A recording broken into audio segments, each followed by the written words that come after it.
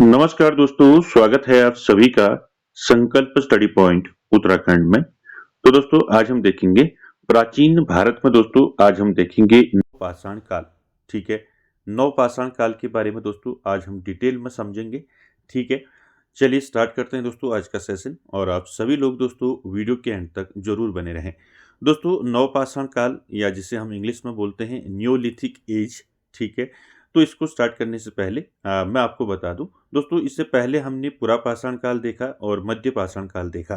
ठीक है, पुरापाषाण काल में मैंने आपको क्या बताया था? पुरापाषाण काल में क्या था? पुरापाषाण काल का जो मानव था दोस्तों, वो क्या करता था? शिकारी था, आखेटक था।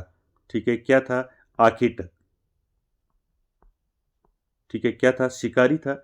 ठीक है, अपना भोजन क्या करता था? अपने भोजन को संग्रह करता था। ठीक है, भोजन को क्या करता था? इकट्ठा करता था।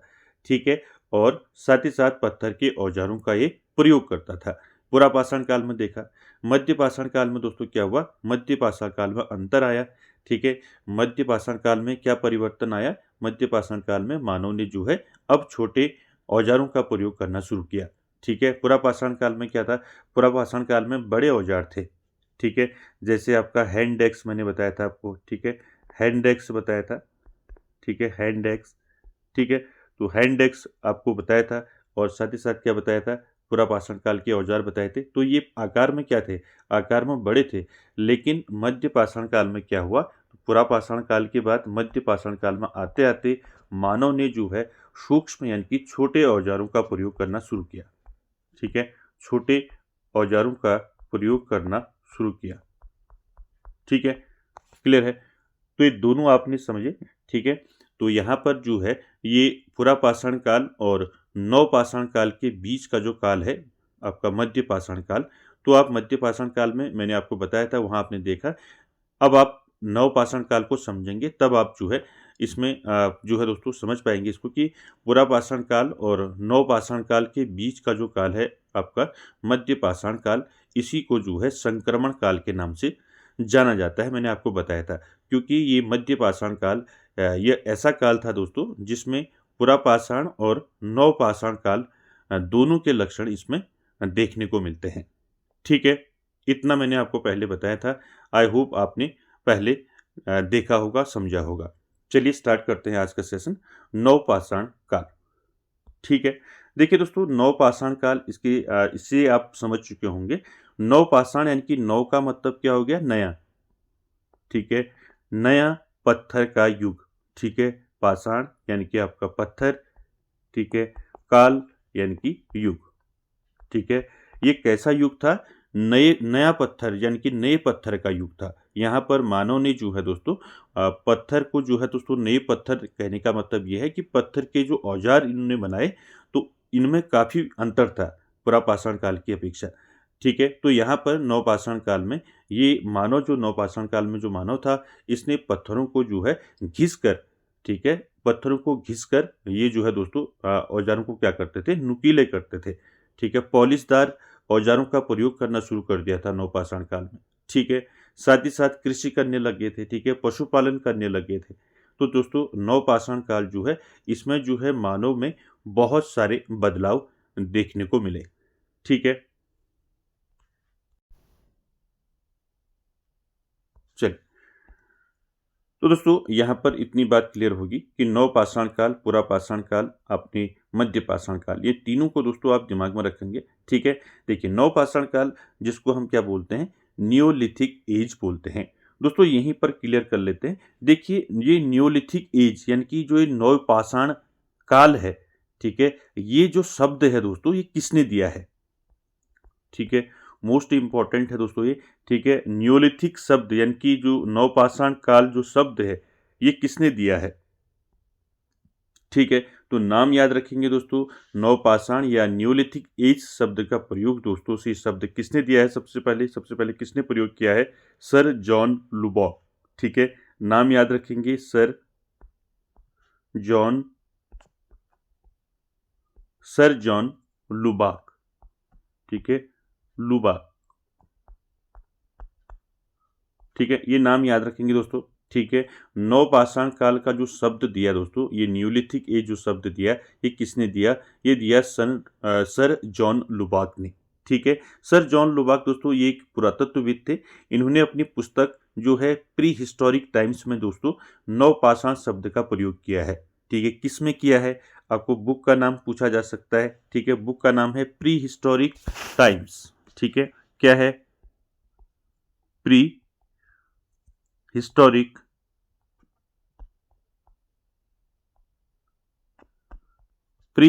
Times, TIMES। ठीक है। तो यहाँ पर देखिए दोस्तों, आपको दोनों चीज याद रखनी है। नवपाषाण काल जो शब्द है दोस्तों, ये किसने दिया है? सर जॉन लुबॉक ने दिया है। किस में दिया है? अपनी पुस्तक प्री हिस्टोरिक टाइम्स में दिया है। प्री हिस्टोरिक टाइम्स याद रखेंगे। ठीक है। प्री हिस्टोरिक टाइम्स में दिया है। ठीक है। कब दिया है? तो याद रखेंगे 1865 में, 1865 में इन्होंने दोस्तों सबसे पहले नवपाषाण काल शब्द का प्रयोग किया है अपनी पुस्तक प्री हिस्टोरिक टाइम्स में।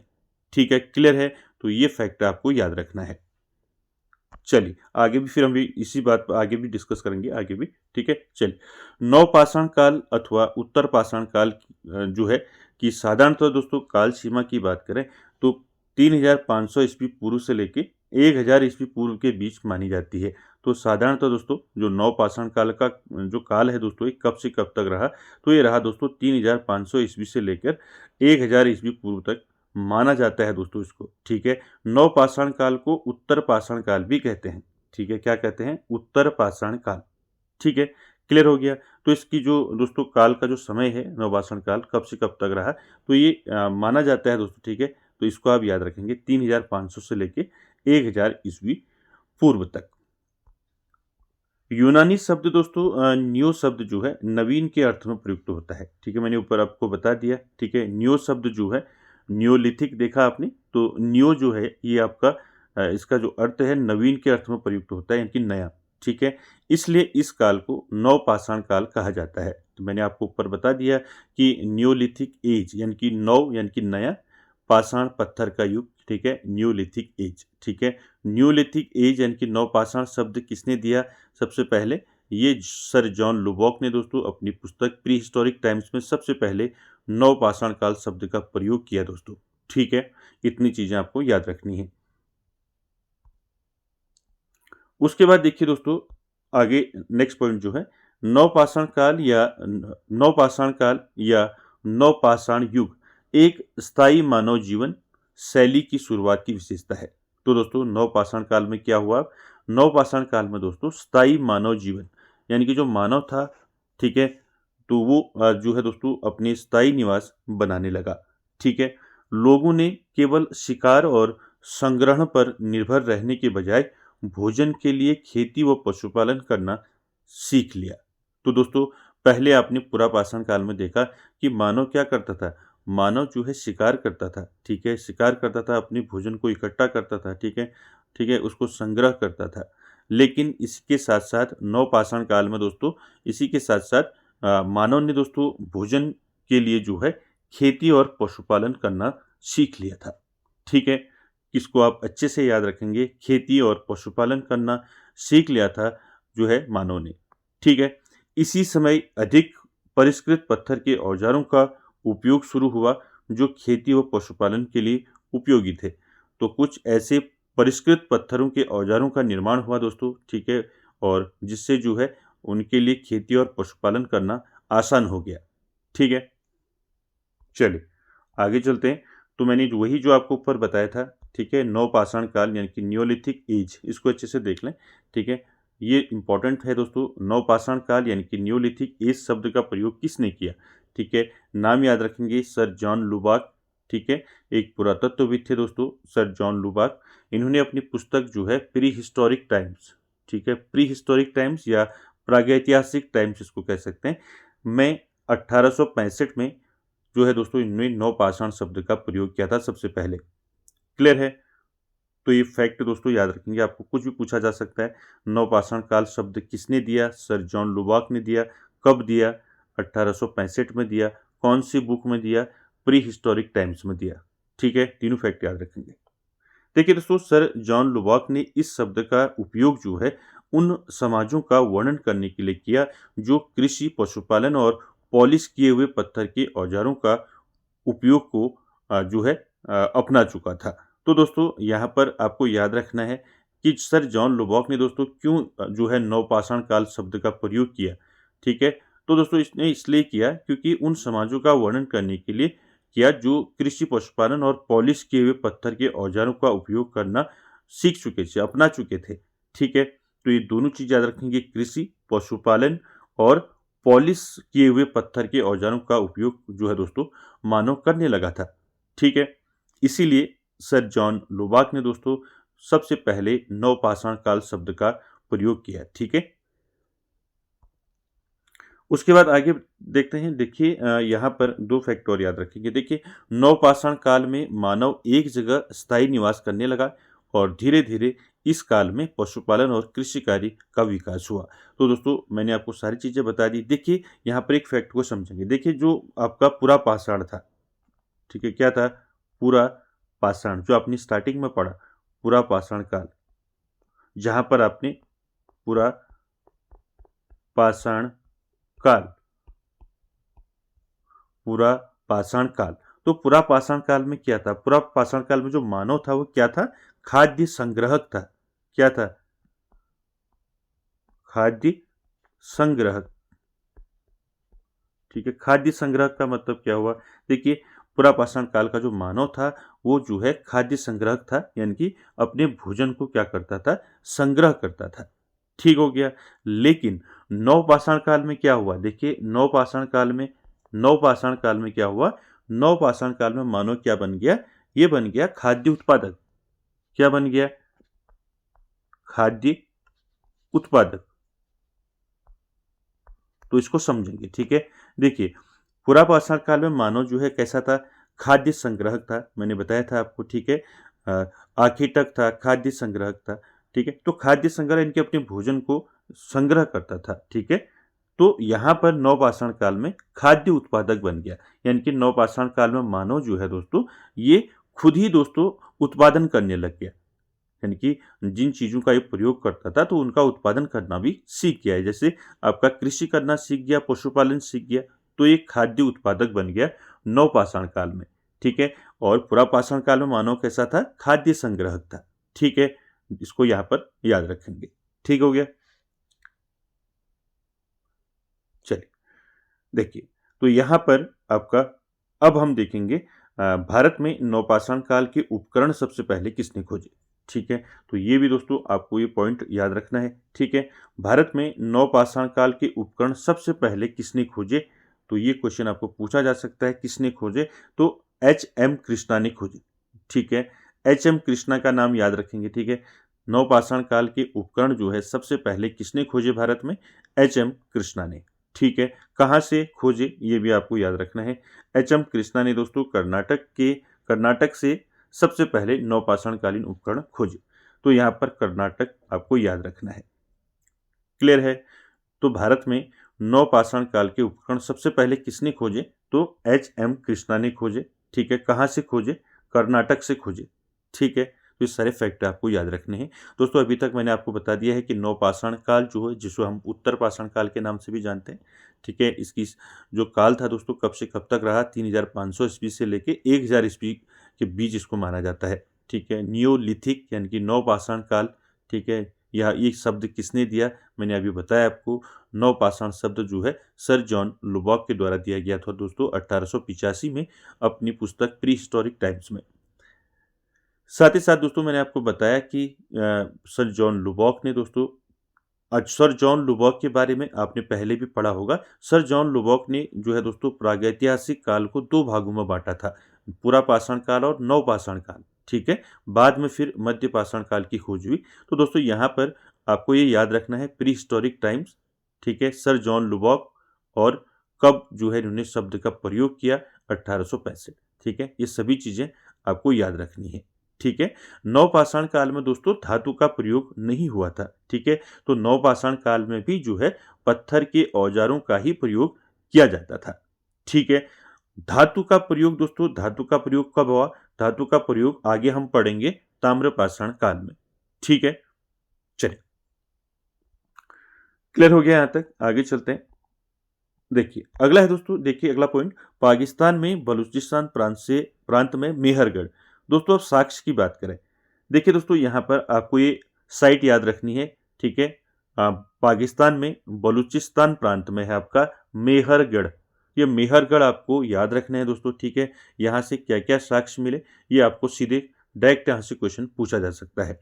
ठीक है, तो देखिए नवपाषाण काल के साक्ष्य की बात करें तो पहला जो साक्ष्य है दोस्तों वो मिला है पाकिस्तान में बलूचिस्तान प्रांत में मेहरगढ़ से। क्या साक्ष्य मिला है यहाँ से? कृषि का प्राचीनतम साक्ष्य मिला है दोस्तों। इंपॉर्टेंट है, सीधे क्वेश्चन पूछा जा सकता है, कृषि का प्राचीनतम साक्ष्य जो है कहाँ से मिला है, किस साइट से मिला है? तो आंसर हो जाएगा आपका दोस्तों मेहरगढ़। ठीक है, कृषि के साक्ष्य कहाँ से मिले हैं? मेहरगढ़ से मिले हैं। ठीक है, इस साक्ष्य के साथ ही नवपाषाण काल की शुरुआत हो जाती है। ठीक है, और यहाँ पर जो कृषि दोस्तों, यहाँ पर जो कृषि के प्राचीनतम साक्ष्य मिले उनमें आपका गेहूं और जौ की विभिन्न किस्मों के साक्ष्य मिले हैं। तो सीधे ये भी आपको क्वेश्चन पूछ लिया जाता है। ठीक है, यहाँ पर तो कृषि मैंने बताया, कृषि के प्राचीनतम साक्ष्य जो है आपका जो है मेहरगढ़ से मिले हैं। तो यहाँ पर आपको याद रखना है, कभी ऐसे भी पूछ लिया जाता है कि गेहूं और जौ के साक्ष्य जो है प्राचीनतम साक्ष्य कहाँ से मिले हैं? तो मेहरगढ़ से मिले हैं। ठीक है, मेहरगढ़ कहाँ है? ये पाकिस्तान के जो है दोस्तों बलूचिस्तान प्रांत में है। ठीक है, क्लियर हो गया ना पहला पॉइंट। चलिए अगला पॉइंट देखिए, उत्तर प्रदेश के बेलन घाटी स्थल से। देखिए दोस्तों यहाँ पर दो मैंने आपको जो है ये साक्ष्य, दो, पहला साक्ष्य मेहरगढ़, दूसरा आपका उत्तर प्रदेश के बेलन घाटी स्थल से। तो उत्तर प्रदेश के बेलन घाटी से क्या मिला है? वन्य और कृषिजन्य दोनों प्रकार के चावल मिलने का विवरण प्राप्त हुआ है। तो दोस्तों याद रखेंगे, वन्य और कृषिजन्य यानी कि जो कृषि से जो है दोस्तों जो उत्पादन किया जाता है और जो वन्य वाला है यानी कि जो जंगल का है, जो वन्य है, तो दोनों प्रकार के यहाँ पर क्या मिले हैं? चावल के साक्ष्य मिले हैं दोस्तों। कहाँ से मिले हैं? उत्तर प्रदेश के बेलन घाटी स्थल से। क्लियर हो गया दोनों चीजें। ठीक है, तो याद रखेंगे दोस्तों, साक्ष्य की बात करें तो नवपाषाण काल में हमें मेहरगढ़ से साक्ष्य मिलते हैं। ठीक है, मैंने अभी बताया, यानी कि वहां से कृषि के साक्ष्य मिलते हैं। ठीक है, उत्तर प्रदेश के बेलन घाटी से दोस्तों यहाँ पर से चावल के विवरण हमें मिलता है, कृषिजन्य और वन्य दोनों प्रकार का। ठीक है, तो दोनों चीजें याद रखेंगे। आगे चलते हैं, आगे देखते हैं दोस्तों नवपाषाण काल के उपकरण। तो यहाँ से आपका इंपॉर्टेंट है दोस्तों, सीधे क्वेश्चन पूछ लिया जाता है। ठीक है, काले व भूरे रंग के औजारों का प्रयोग किस काल में हुआ? ठीक है, और किसी भी प्रकार से पूछा जा सकता है, पॉलिशदार औजारों का प्रयोग किस काल में शुरू हुआ? ठीक है, जो सारे यहाँ से क्वेश्चन बनेंगे। ठीक है, देखिए नवपाषाण काल के उपकरणों की बात करें तो नवपाषाण काल में कौन कौन से उपकरण थे? देखिए इस काल में उपकरण बनाने की तकनीक जो है बिल्कुल बदल गई थी।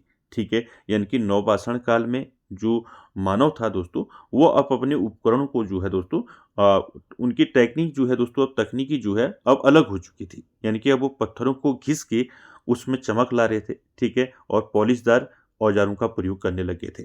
ठीक है, अब भी अधिकांश उपकरण जो है पत्थर के ही बनाए जा रहे थे। अभी तक दोस्तों यहाँ पर नवपाषाण काल में भी मानव जो है पत्थर के औजारों का प्रयोग करता था। ठीक है, इसको ध्यान में रखेंगे। धातु का प्रयोग इसके बाद जो काल आता है आपका ताम्रपाषाण काल, उसमें आपको देखने को मिलेगा। ठीक है, परंतु अब पत्थर को घिसकर चिकना कर दिया गया था।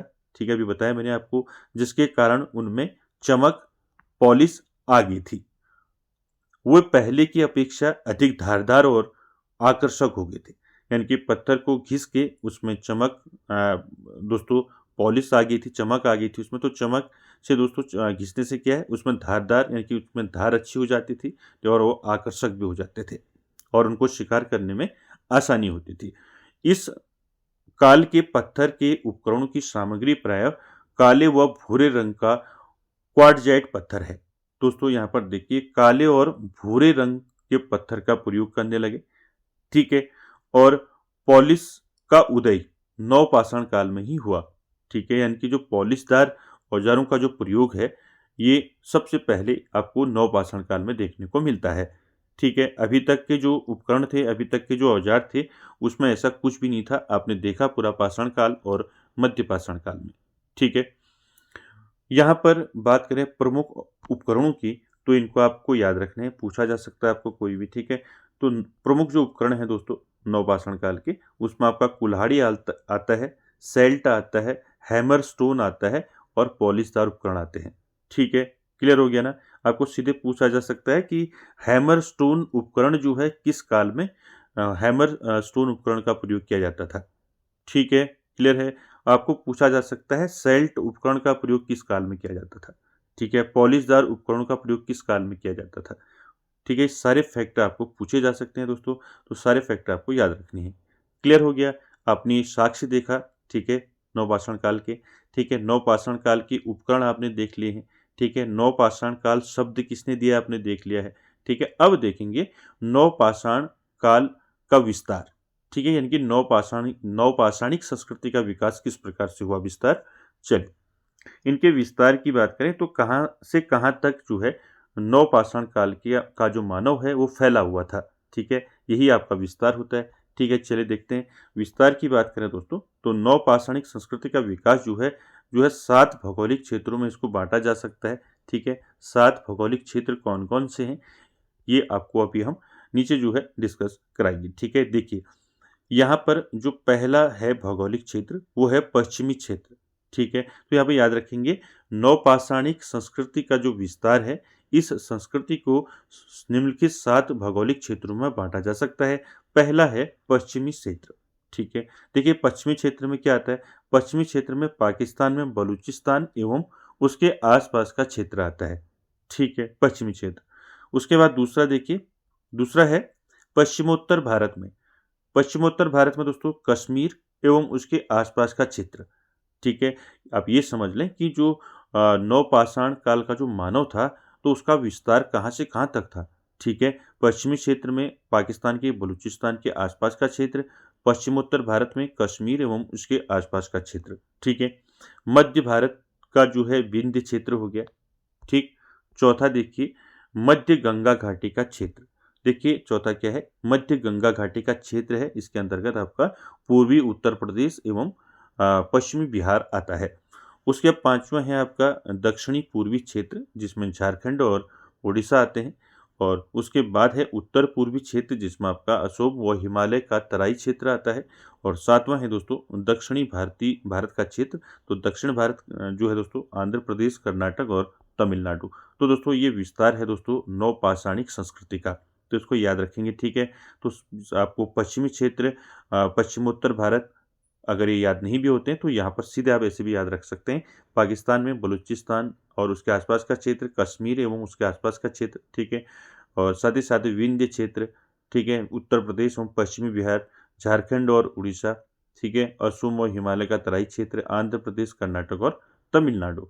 तो दोस्तों ये था आपका विस्तार नवपाषाणिक संस्कृति का।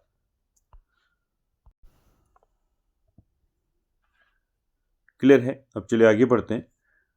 आगे चलते हैं दोस्तों, नवपाषाण कालीन जो है दोस्तों संस्कृति की जो है मुख्य विशेषताओं की बात करते हैं। तो नवपाषाण काल की जो विशेषताएं हैं दोस्तों इस पर हम चर्चा करते हैं। देखिए अगर आप यहाँ पर नवपाषाण काल की विशेषताओं को समझ जाएंगे तो आप जो है पूरी तरह से जो है नवपाषाण काल को समझ जाएंगे, ठीक है। तो यहाँ पर इस युग में जो आपके महत्वपूर्ण परिवर्तन हुए वो कौन कौन से हुए, ठीक है। देखिए नवपाषाण काल की जलवायु जो है पूर्व पाषाणकालीन जलवायु की अपेक्षा मानव जीवन के लिए जो है अधिक उपयुक्त हो गई थी। यानी कि जो पहले पुरापाषाण मध्य पाषाण काल में जो जलवायु थी उससे जो है दोस्तों काफ़ी जो है अंतर जो है आ गया था जलवायु में, ठीक है।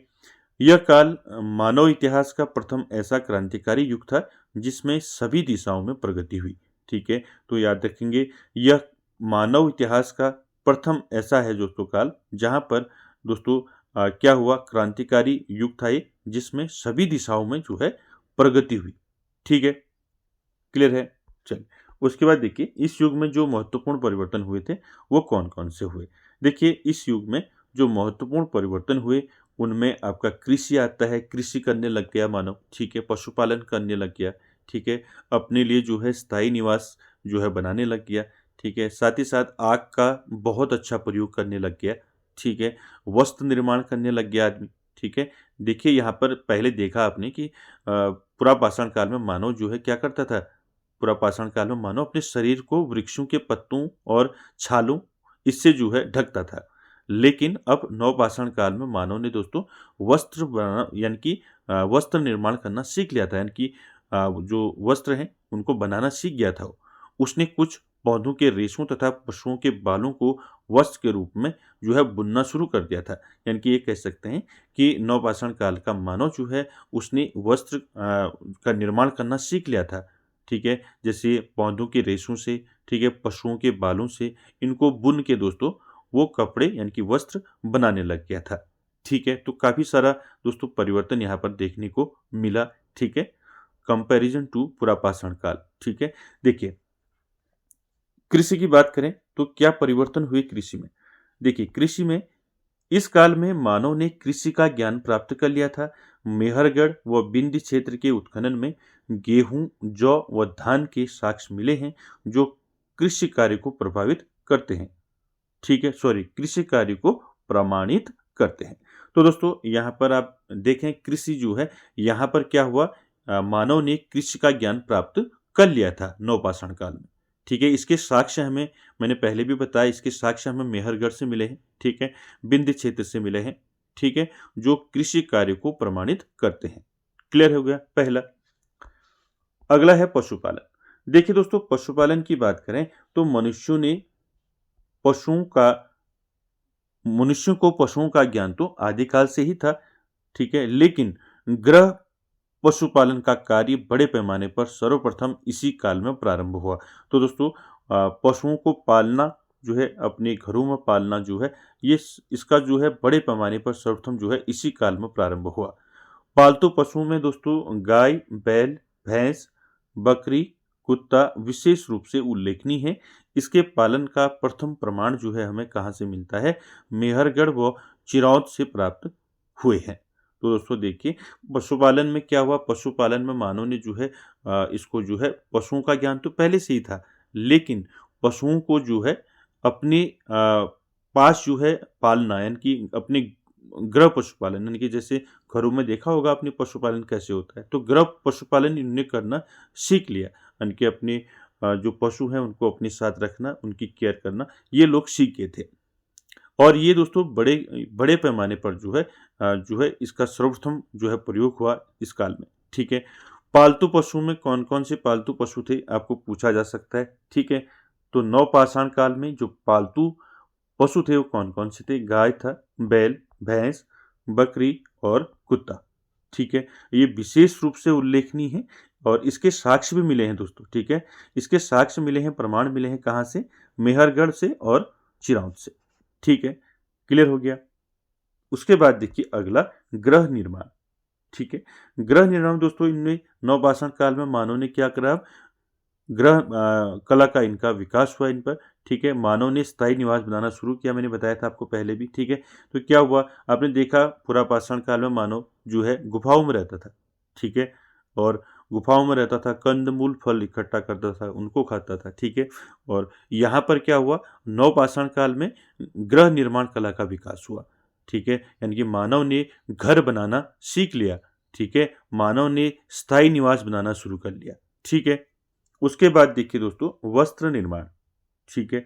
वस्त्र निर्माण की बात करें दोस्तों तो मैंने अभी बताया था ऊपर आपको कि पुरापाषाण काल का मानव जो है क्या करता था, अपने शरीर को जो है वृक्षों के पत्तों और छालों तथा पशुओं के चर्म से ढकता था, ठीक है। आपने देखा कि पुरापाषाण काल में मानव गुफाओं में रहता था, ठीक है, कंदमूल फल खाता था, ठीक है, शिकार करता था, ठीक है, बिल्कुल बिंदास वाली लाइफ थी, ठीक है। जैसे जैसे आपका परिवर्तन हुआ, ठीक है, मध्यकाल में आया, ठीक है, और उसके बाद मध्यकाल के बाद आपका नवपाषाण काल में आया, तो नवपाषाण काल में आते आते मानव का विकास बहुत ज़्यादा, बहुत अधिक मानव का विकास हो गया, ठीक है।